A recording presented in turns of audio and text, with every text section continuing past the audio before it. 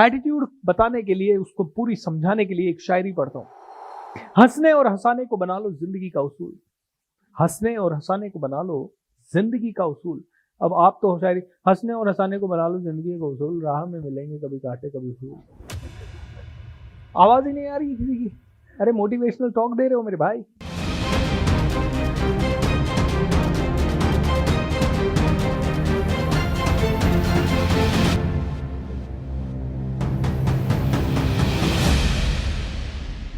Practice ही है public speaking में। मैंने आपको बताया कंटेंट 3 ही घंटे का है, लेकिन प्रैक्टिस 50 घंटे की है। It's a game of practice, otherwise you will not improve, चाहे कुछ भी हो जाए। अब गलती क्या करता है आदमी, कई बार जस्ट लैपटॉप में देखता है और क्लाइंट से कॉन्टेक्ट छोड़ता है, फिर बात करता है। नहीं, हमें क्या करना है, लैपटॉप को इस तरह से रखना है कि हम बात कर रहे हैं, बात करते करते हमने तिरछी नज़र से यहाँ दूर से ही उसके अक्षर इतने बड़े रख रखे कि हमने दूर से ही पढ़ लिया और लोगों को आराम से बता रहे हैं। अगर हमारे सामने कोई स्क्रीन है तो, अगर हमारे सामने कोई पेपर है तो कोशिश करें कि वो हमारी आई कांटेक्ट पे हो। कुछ लोग पढ़ रहे थे, कुछ लोगों ने अपना मोबाइल अपने हाथ में ले रखा था और हाथ में लेके जब पढ़ रहे थे तो शायरी करते समय ऐसे गर्दन नीचे झुका के देख रहे थे। बिल्कुल नहीं करना है। मोबाइल हमेशा आई कांटेक्ट पे, आपका जो भी पेपर आप पढ़ रहे हैं वो कोशिश करें कि आई कांटेक्ट पे आए। कभी कभी अगर झुकाना भी पड़े तो बिल्कुल हल्का सा झुकाना पड़े, ऐसे नहीं कि ऐसे करना पड़े। ये इंपॉर्टेंट है। अच्छा, आपको स्पीच देने के लिए खड़ा किया, आप सिर्फ शायरी पढ़ के हाँ हो गया सर हमारा हो गया। अरे ऐसे थोड़ी होता है, शायरी थोड़ी पढ़ने को बोला था, पढ़ने में तो 1 सेकंड में हो जाता, फिर आपको इतना टाइम देने की जरूरत ही नहीं थी, आपको एक स्पीच देनी थी। दोस्तों, मैं आप लोगों को एक बहुत ही इंपॉर्टेंट बात बताना चाहता हूं। एटीट्यूड कैसा होना चाहिए इसको समझिए। एटीट्यूड बताने के लिए, उसको पूरी समझाने के लिए एक शायरी पढ़ता हूं। हंसने और हंसाने को बना लो जिंदगी का उसूल, हंसने और हंसाने को बना लो जिंदगी का उसूल। अब आप तो शायरी, हंसने और हंसाने को बना लो जिंदगी का उसूल, राह में मिलेंगे कभी कांटे कभी फूल। आवाज ही नहीं आ रही किसी की। अरे मोटिवेशनल टॉक दे रहे हो मेरे भाई। हंसने और हंसाने को बना लो जिंदगी का उसूल, राह में मिलेंगे कभी कांटे कभी फूल। होगी जिंदगी में कभी कभी छोटी सी भूल, लेकिन फिर भी जिंदगी जीने का अंदाज हमेशा रखो कूल। मोदी को क्यों प्यार करते हैं लोग? लोगों के तो दिल में है भाई, चाहे कुछ भी कहे। इवन जो उसके अगेंस्ट भी है ना, वो भी जानते साला बात बहुत जबरदस्त करता है यार, है ना, बात बहुत जबरदस्त करता है। तो वो इसलिए करता है क्योंकि उसके सामने पेपर भी रहता है ना, तो वो पेपर कभी दिखाता है कि आपको दिखा कभी उसके हाथ में ऐसे पेपर, कभी ऐसे दिखा कि वो ऐसे पढ़ रहा है? उसके पोडियम पे रखा रहता है, पॉइंट रखा रहता है उसके पोडियम पे। कभी कभी देखना वो स्पीच देते समय हल्का सा नीचे देख लेता है, बस इतना ही देखना होता है, और फिर वो पूरी स्पीच दे देता है एंड बड़ा एंगेजिंग हो जाता है। तो अब हम सीख ऑडियंस को कैसे हैंडल करते हैं। ऑडियंस को हैंडल करने के लिए सबसे इंपॉर्टेंट है ऑडियंस का इमोशन। तो ऑडियंस को एंटरटेन करने के लिए पहली चीज आपको समझना है, सभी लोग जो आपके ऑडियंस होंगे दे आर अडल्ट्स। बहुत रेयरली बच्चों को समझाओगे। अच्छा, बच्चों को भी समझाते हो तो कोई बात नहीं, बच्चों का भी आपको या अडल्ट्स का भी आपको देख लो, अटेंशन स्पैन होता है मुश्किल से 20 मिनट्स टू 30 मिनट्स। 20 मिनट से 30 मिनट तक एक बच्चा या एक बंदा कोई ना कोई फोकस कर सकता है। तो अब हमें तो 8 घंटे स्पीच देना है और 8 घंटे बात करना है, 8 घंटे खड़ा रहना है, 8 घंटे बात कर। तो 8 घंटे में आपकी स्पीच में वो सारे एलिमेंट होने चाहिए जो कि उसे हंसा सके, उसे एंगेज कर सके, उसकी मूवमेंट कर सके मसल्स की। पहला चीज हमेशा ध्यान रखें कि स्पीच कभी भी लिखें तो पॉइंट्स में लिखें, कभी भी डिटेल में ना लिखें। डिटेल में लिखेंगे तो मजा नहीं आएगा। और स्पीक को हर चीज का प्रैक्टिस होना चाहिए। अगर पॉइंटर्स हैं तो पॉइंटर्स यहां रखेंगे आप, कहां? सामने।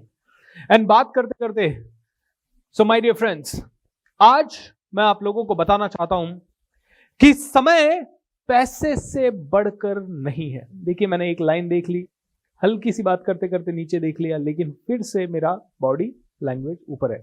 जनरली ये कुछ ज्यादा ही नीचे हो गया। यहाँ पे आपके पास पोडियम या कुछ होता है तो आप बात करते करते सामने आपके आसपास रख सकते हैं।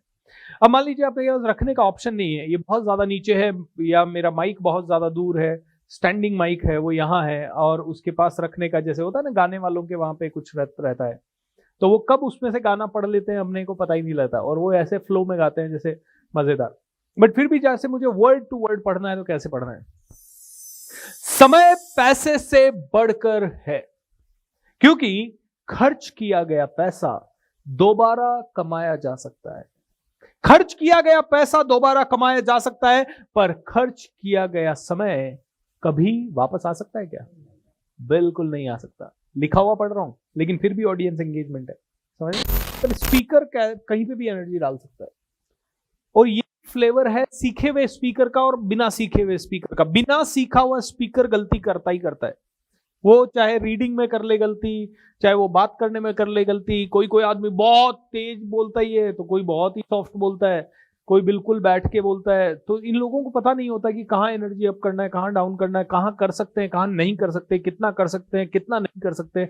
This is very very critical.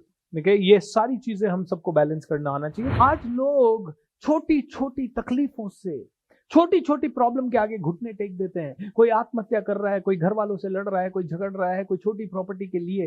अरे भाई कूल रहो ना, क्या हो गया लाइफ में, जो चलेगा चले। ये ऐसी स्पीच देनी थी आपको। कोई कितना भी अमीर क्यों ना हो, वो समय को नहीं खरीद सकता। एम आई राइट और रॉन्ग? क्योंकि एक बार समय गया तो दोबारा लाया नहीं जा सकता।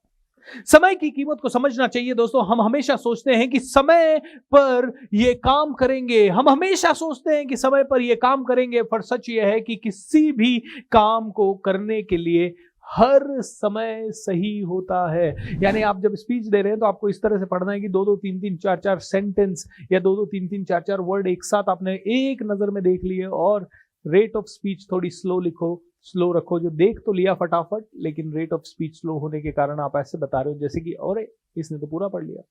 You can start it at any time, you can start it now. और एक तो लाइन बीच बीच में अपने हिसाब से जोड़ते जाओ। अरे आप में से कोई भी अभी शुरू कर सकता है, लेकिन हम समय को इस तरह से जीते हैं जैसे कि समय वापस से कभी होगा ही नहीं। अगर एक औसतन इंसान की बात की जाए, एक एवरेज इंसान की बात की जाए, एक एवरेज इंसान की बात की जाए जिसके पास 10 साल होते हैं, तो कुछ ऐसे कर लेते हैं। उसमें से वो 28 साल सोने में, 15 साल शिक्षा में और 10 साल एंटरटेनमेंट में बताता है। जो आदमी 100 साल जीता है तो 28 साल तो वो सिर्फ सोने में निकाल देता है। तो समय है कहाँ आपके पास?